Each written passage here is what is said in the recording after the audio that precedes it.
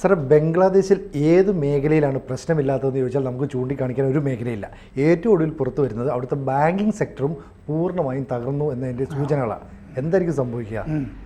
അതെന്താണെന്ന് വെച്ചാൽ ഈ ബാങ്കിങ് മേഖല വലിയ തകർച്ചയിലാണ്. അപ്പോൾ തകർച്ച മാറ്റാൻ വേണ്ടിയിട്ട് പുതിയൊരാളെ കൊണ്ടുവന്ന് ബംഗ്ലാദേശ് ബാങ്കിൻ്റെ ഗവർണറാക്കി. ബംഗ്ലാദേശ് ബാങ്ക് എന്ന് പറയുന്നത് അവിടുത്തെ റിസർവ് ബാങ്ക് ആണ്. അപ്പോൾ അദ്ദേഹം എന്താ ചെയ്തതെന്ന് വെച്ച് കഴിഞ്ഞാൽ, നാട്ടുകാരോട് സത്യം തുറന്നു പറഞ്ഞു കഴിഞ്ഞാൽ കുറേ കൂടി എളുപ്പമുണ്ട്, ട്രാൻസ്പെറൻ്റ് ആയിരിക്കണം എന്ന് വിചാരിച്ചിട്ട് ആ ബാങ്കിങ് മേഖലയെപ്പറ്റി കഴിഞ്ഞ ദിവസം ഒരു പത്രസമ്മേളനം നടത്തി. അത് ശരിക്കും ആളുകളെ ഞെട്ടിച്ചു. ശരിക്കും കുറേ ബാങ്കുകൾ തകർന്നിരിക്കുകയാണ് അവിടെ. ഇങ്ങനെ പിടിച്ചു നിർത്തി കൃത്രിമ ശ്വാസം ഒക്കെ കൊടുത്ത് നിർത്തിയിരിക്കുകയാണെന്നുള്ളതാണ്. അപ്പം നിഷ്ക്രിയ വായ്പ, ഈ NPL, ഈ നോൺ പേയിങ് ലോൺസ്, NPA എന്ന് പറയില്ലേ, നിഷ്ക്രിയ ആസ്തി, ആളുകൾ വായ്പയൊക്കെ അടയ്ക്കാത്തത് എന്ന് പറയുന്ന പോലെ നിഷ്ക്രിയ വായ്പ അവിടെ വന്നിരിക്കുന്നത് 3,45,764 കോടി ടക്ക, അവിടുത്തെ തുകയനുസരിച്ചിട്ടാണ്. എന്ന് പറഞ്ഞാൽ 3.5 ലക്ഷം കോടി രൂപയുടെ. 3.5 ലക്ഷം എന്ന് പറഞ്ഞു കഴിഞ്ഞാൽ വലിയ എമൗണ്ട് അല്ലേ? ബംഗ്ലാദേശിനെ പോലെ ഒരു ചെറിയ രാജ്യമല്ലേ? അതെ അതെ. 3 ലക്ഷം കോടി നിഷ്ക്രിയ വായ്പ വന്നിരിക്കുന്നു എന്നാണ് പറഞ്ഞിരിക്കുന്നത്. ഇത് ഡിസംബർ 2023 കണക്കാണ്. അതായത് $2.8 ബില്യൺ അതിൻ്റെ കണക്കാണിത്. ശരിക്കും നമ്മുടെ തുകയിലേക്ക് കൺവെർട്ട് ചെയ്യുകയാണെങ്കിൽ, ഇന്ത്യൻ കറൻസിയിലേക്ക് കൺവെർട്ട് ചെയ്താൽ 24,476 കോടി രൂപയാണ് വരിക നമ്മുടെ കറൻസിയിൽ. അവിടെ ടക്ക വെച്ചിട്ട് 3.5 ലക്ഷം കോടി, നമ്മൾ നോക്കുമ്പോൾ 24,476 കോടി. നമ്മുടെ ഇതിനേക്കാൾ ദുർബലമാണല്ലോ അത് കറൻസി, നമ്മുടേതാണ് ശക്തം. ഇത് മൊത്തം വായ്പയുടെ 20.20% 20. വലുതല്ലേ? സാധാരണ ഇത് 3% പിടിച്ചു നിർത്താനല്ലേ ബാങ്കുകളൊക്കെ ശ്രമിക്കാറ്. ഇത് 20.20%. ധാക്ക ട്രിബ്യൂണിൽ ഈ പത്രസമ്മേളനം റിപ്പോർട്ട് ചെയ്തിട്ടുണ്ട്. അപ്പോൾ ബാങ്ക് ഗവർണർ ഹസൻ എച്ച് മൻസൂറിൻ്റെ പത്രസമ്മേളനത്തിലാണ് ഈ വിവരം പുറത്ത് കിട്ടിയിരിക്കുന്നത്. അപ്പോൾ ആഴത്തിലുള്ള സാമ്പത്തിക പ്രശ്നമാണ് ബാങ്കുകളിലുള്ളത്. പരിഹരിക്കപ്പെടുമെന്ന് നമുക്ക് പ്രതീക്ഷിക്കാൻ പറ്റില്ല. തിരിച്ചും കിട്ടില്ലല്ലോ. ഇന്നത്തെ രാഷ്ട്രീയ കാലാവസ്ഥയിൽ ഭരണമൊന്നുമില്ല അവിടെ. നേതൃത്വ പ്രതിസന്ധി ഉണ്ടെന്ന് കഴിഞ്ഞ ദിവസം ബംഗ്ലാദേശ് പട്ടാള മേധാവി മുനീർ പറഞ്ഞിരുന്നു. അതായത് അവിടെ വലിയ നേതൃത്വ പ്രതിസന്ധി ഉണ്ട്. ഞാൻ നേരത്തെ മുന്നറിയിപ്പ് തരുന്നു എന്ന് മാത്രമേ ഉള്ളൂ. കഴിഞ്ഞ 7 മാസമായിട്ട് പണിയൊക്കെ എടുക്കുന്നത് പട്ടാളമാണ്. അവിടെ ക്രമസമാധാന പ്രശ്നമൊക്കെ വളരെ വഷളാണ്, ഇങ്ങനെ മുനീർ പറഞ്ഞിരുന്നു. അപ്പോൾ അതിൻ്റെ അർത്ഥം എന്താണ്? അവിടെ പട്ടാള വിപ്ലവം വരാൻ പോവുകയാണ്, പട്ടാള അട്ടിമറി വരാൻ പോവുകയാണോ എന്നുള്ള ചർച്ചകളൊക്കെ നടക്കുന്നുണ്ട്. കുറച്ച് രൂക്ഷമായ പ്രതികരണം പട്ടാള മേധാവിയുടെ ഭാഗത്തു നിന്ന് വന്നിട്ടുണ്ട്. ഞങ്ങൾക്ക് നിയന്ത്രിക്കുന്നതിൻ്റെ അപ്പുറമാണ് ഇപ്പോൾ കാര്യങ്ങളെന്ന്. പട്ടാളം എന്ന് പറഞ്ഞു കഴിഞ്ഞാൽ അവിടെ പോലീസിൻ്റെ പണിയാണ് എടുക്കുന്നതെന്ന്. തെരുവിൽ മുഴുവൻ പട്ടാളം ഇറങ്ങിയിട്ടാണ് ഇത് മുഴുവൻ അമർച്ച ചെയ്തുകൊണ്ടിരിക്കുന്നത്. അപ്പോൾ ഇത് 3 മാസം മുമ്പ് 2,84,000 കോടിയായിരുന്നു. എന്ന് പറഞ്ഞാൽ 16.93%. 3 മാസത്തിൻ്റെ ഉള്ളിലാണ് 61,000 കോടി കൂടിയിരിക്കുന്നത്. അതാണ് എന്ന് പറഞ്ഞാൽ 4% കൂടിയിരിക്കുന്നത് 3 മാസം കൊണ്ട് ആണ്. അപ്പോൾ ഇപ്പോൾ ബാങ്ക് റെസൊല്യൂഷൻ ഓർഡിനൻസ് എന്ന് പറഞ്ഞൊരെണ്ണം കൊണ്ടുവന്നിട്ടുണ്ട് ഈ ബംഗ്ലാദേശ് ബാങ്ക് ഗവർണർ. അതെന്തിനാന്ന് വെച്ചാൽ ബ്രിഡ്ജ് ബാങ്കുകൾ രൂപീകരിക്കാൻ എന്നാണ്. നമുക്കൊരു പരിചയമില്ലാത്ത സംഭവമാണ് ഈ അല്ലേ ബ്രിഡ്ജ് ബാങ്ക് എന്ന് പറയുന്നത്. ബ്രിഡ്ജ് ബാങ്ക് എന്താണെന്ന് വെച്ചാൽ താൽക്കാലിക ധനസ്ഥാപനങ്ങളാണ് ബ്രിഡ്ജ് ബാങ്കുകൾ. അത് കൊണ്ടുവരാൻ പോകുന്നത് എന്തിനാന്ന് വെച്ച് കഴിഞ്ഞാൽ ഈ പൊട്ടാറായ അല്ലെങ്കിൽ പൊട്ടിക്കഴിഞ്ഞ എന്നൊക്കെ പറഞ്ഞിട്ട് ഉള്ള ബാങ്കുകളുണ്ടല്ലോ, തകർന്നു കഴിഞ്ഞ ബാങ്കുകൾ, തകർച്ചയുടെ വക്കിലുള്ള ബാങ്കുകൾ, അതിനെ ഏറ്റെടുക്കാൻ വേണ്ടിയിട്ടാണ് ഈ ബ്രിഡ്ജ് ബാങ്കുകൾ എന്ന് പറഞ്ഞ് താൽക്കാലിക ധനസ്ഥാപനങ്ങൾ രൂപീകരിക്കാൻ പോകുന്നത്. അതായത് ഈ തകർന്ന ബാങ്കിനെ വാങ്ങാനായിട്ട് ഒരു രാജ്യാന്തര ഏജൻസിയോ മറ്റോ വരുന്നത് വരെ തൽക്കാലം നമ്മുടെ കയ്യിലുള്ള ഏതെങ്കിലും ഒരു വസ്തു തൽക്കാലം ഒരു പെട്ടിക്കടയിലോ മറ്റോ ഒക്കെ സൂക്ഷിക്കുന്നത് പോലത്തെ ഒരു പരിപാടി. അങ്ങനെ വാങ്ങാൻ ഒരാൾ വന്നാൽ അത് വാങ്ങാൻ ആര് വരാനാണ് ബംഗ്ലാദേശിൽ, ഇല്ലേ? അതെ. രാജ്യാന്തര ബാങ്കുകൾ വരുമോ? നമ്മുടെ SBI പോയി ഏറ്റെടുക്കുമോ? ഇല്ല. അതുപോലത്തെ ഒരു സ്ഥലത്ത് അപ്പോൾ വാങ്ങാൻ ഒരാൾ, അപ്പോൾ ഈ ബ്രിഡ്ജ് ബാങ്കുകൾ ഉണ്ടാക്കി കഴിഞ്ഞാൽ തൽക്കാലം ദുർബല ബാങ്കുകളെ ഏറ്റെടുത്ത് ധനകാര്യ സ്ഥാപനങ്ങൾ ഇങ്ങനെ സൂക്ഷിച്ചാൽ തന്നെ അതൊരു നിരന്തര പ്രക്രിയയായിട്ട് തീരുകയല്ലേ ഉള്ളൂ. അപ്പോൾ താൽക്കാലിക അഡ്മിനിസ്ട്രേറ്റേഴ്സ് ഉണ്ടാവും ഈ ബ്രിഡ്ജ് ബാങ്കുകളിൽ. അവരുടെ ജോലി എന്ന് പറഞ്ഞാൽ മൂലധനം ഉണ്ടാക്കുക. മൂലധനം എങ്ങനെയാണ് ഉണ്ടാക്കുന്നത്? നിലവിലുള്ള ഓഹരി ഉടമകൾ കൂടുതൽ ഓഹരി വാങ്ങുക. 2, പുതിയ ഓഹരി ഉടമകളെ കണ്ടെത്തുക. ബാങ്കിൻ്റെ ഷെയറുകൾ വിൽക്കുക, എന്നിട്ട് പണം ഉണ്ടാക്കുക, മൂലധനം ഉണ്ടാക്കുക എന്നുള്ളത്. ഇതാണ് ഈ ഉദ്ദേശിക്കുന്നത്. ഇത് ഒറ്റ നോട്ടത്തിൽ തന്നെ അസംബന്ധമാണിത്.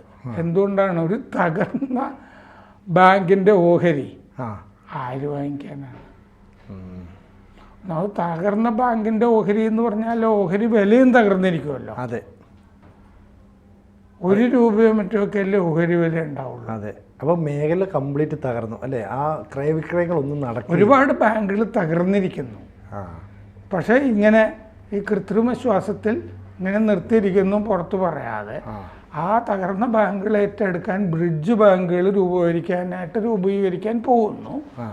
അത് രാജ്യാന്തര ബാങ്കുകളൊക്കെ വന്ന് ഈ ബാങ്കുകൾ ഏറ്റെടുക്കുന്നത് വരെ എന്നുള്ളത് ഇത് ഒരു സാങ്കല്പിക തിരക്കഥ മാത്രമാണല്ലോ. ഭാവനയിൽ മാത്രമേ ഇത് നടക്കുള്ളൂ.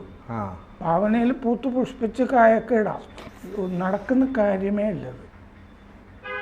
അപ്പോൾ മൂലധനം ഉണ്ടാക്കാൻ കഴിയുമെങ്കിൽ ആ ഉള്ള ബാങ്കിന് തന്നെ ഉണ്ടാക്കാൻ പറ്റുമായിരുന്നില്ലേ? ബ്രിഡ്ജ് ബാങ്ക് ഉണ്ടാക്കിയിട്ട് മൂലധനം ഉണ്ടാക്കാൻ പറ്റുമോ? നടക്കുന്ന കാര്യമല്ല അത്.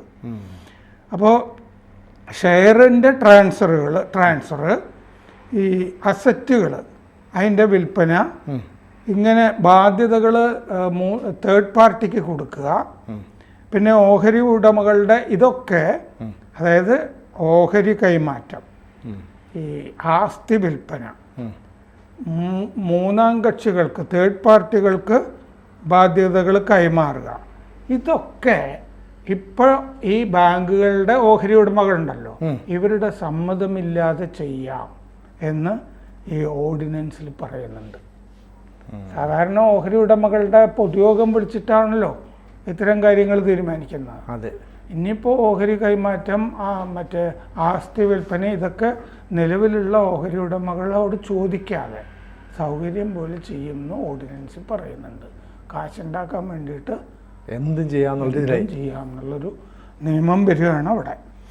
അപ്പോൾ bank restructuring and resolution fund എന്ന് പറഞ്ഞൊരെണ്ണം ഉണ്ടാക്കാൻ പോകുന്നുണ്ട്. Bank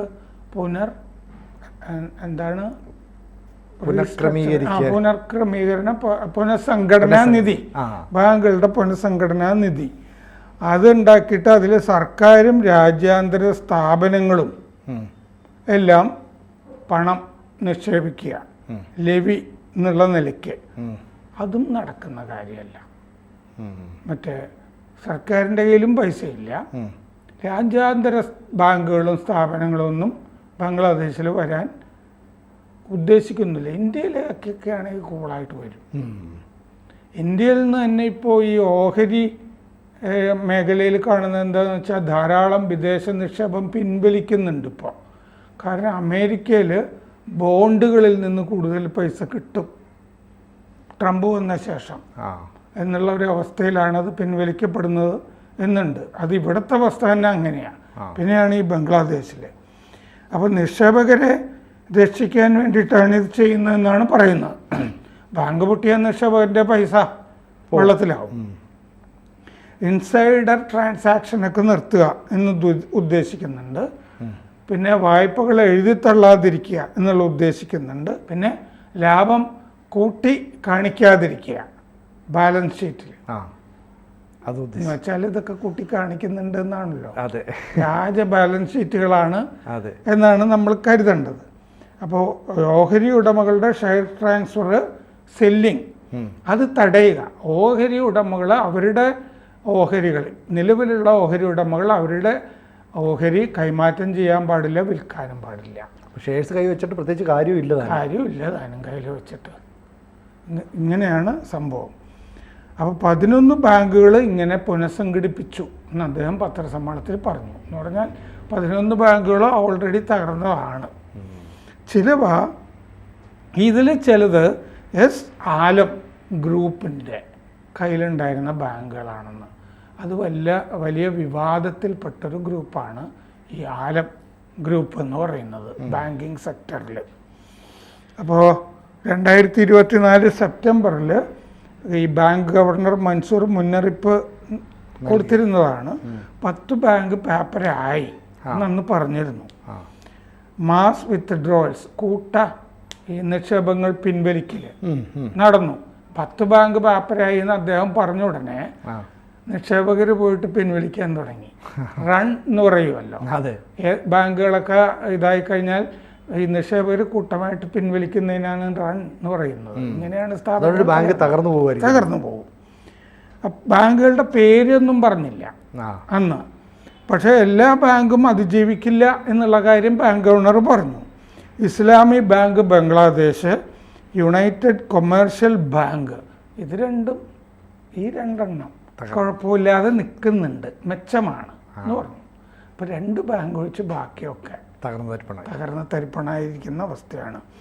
national bank chairman Abdul അവാൽ Mintu, ഒരു ബാങ്കിൻ്റെ ഈ നാഷണൽ ബാങ്കിൻ്റെ ചെയർമാൻ അബ്ദുൾ അവാൽ മിൻറ്റു ഇപ്പോൾ ഈ ബാങ്ക് ഗവർണർ മൻസൂറിനെ വിമർശിച്ചിട്ടുണ്ട്. ഇത്രയൊന്നും തുറന്നു പറഞ്ഞത് ശരിയായില്ല, അത് ഞങ്ങൾക്കൊക്കെ ക്ഷീണമാണ്, ഭീഷണിയാണ്. കാരണം ഇനി എല്ലാ ബാങ്കിലും പോയി ആളുകൾ ക്യൂ നിൽക്കുമല്ലോ പിൻവലിക്കാൻ. ആ അവസ്ഥയിലാണ്. അപ്പോൾ ഇത് അവിടെയുള്ള ഇപ്പോൾ ഭരണമില്ലല്ലോ, കുറേ ഉപദേശികൾ വന്നിരിക്കുകയല്ലേ. അതിൽ നിന്ന് ആ ചെക്കൻ രാജിവെച്ച് പോവുകയും ചെയ്ത് പാർട്ടി ഉണ്ടാക്കിയപ്പോൾ എന്താണ് നാഷണൽ സിറ്റിസൺസ് പാർട്ടി എന്നാണ് വിദ്യാർത്ഥികളുടെ പാർട്ടിയുടെ പേര്. അങ്ങനെ പുതിയ പാർട്ടി വന്നു. ഡിസംബറിൽ തെരഞ്ഞെടുപ്പ് ഉണ്ടാകുമെന്ന് പറയപ്പെടുന്നു. അപ്പോൾ പുതിയ പാർട്ടി വന്നു, BNP. അങ്ങനെ ഒരു തെരഞ്ഞെടുപ്പ് നടക്കുമ്പോൾ ഷെയ്ഖ് ഹസീനയുടെ പാർട്ടിക്കും മത്സരിക്കാം എന്നുള്ള അവസ്ഥയായിരിക്കുമല്ലോ. അന്ന് മത്സരിക്കാൻ പറ്റില്ല എന്ന് പറഞ്ഞാൽ അത് രാജ്യാന്തര പ്രശ്നമായിട്ട് മാറും നിലവിലുള്ളൊരു പാർട്ടി. അപ്പോൾ അതുകൊണ്ട് വീണ്ടും ഹസീന രംഗത്തേക്ക് വരുന്നു. എന്നിട്ട് ഹസീനയോ മറ്റോ വന്നു കഴിഞ്ഞാൽ കുറേ കൂടി വായ്പയൊക്കെ മേടിച്ചിട്ട് കാലത്തേക്ക് ചൈനയിൽ നിന്നോ ഇന്ത്യയിൽ നിന്നോ ഒക്കെ വായ്പ വാങ്ങിച്ചിട്ട് യൂനിസ് പോയ വായ്പയൊന്നും കിട്ടില്ലല്ലോ. കൂടുതൽ വാർത്തകളും വിശേഷങ്ങളും നിങ്ങളിലേക്ക് എത്താൻ ABC മലയാളം സബ്സ്ക്രൈബ് ചെയ്യുക, ബെൽ ബട്ടണും അമർത്തുക.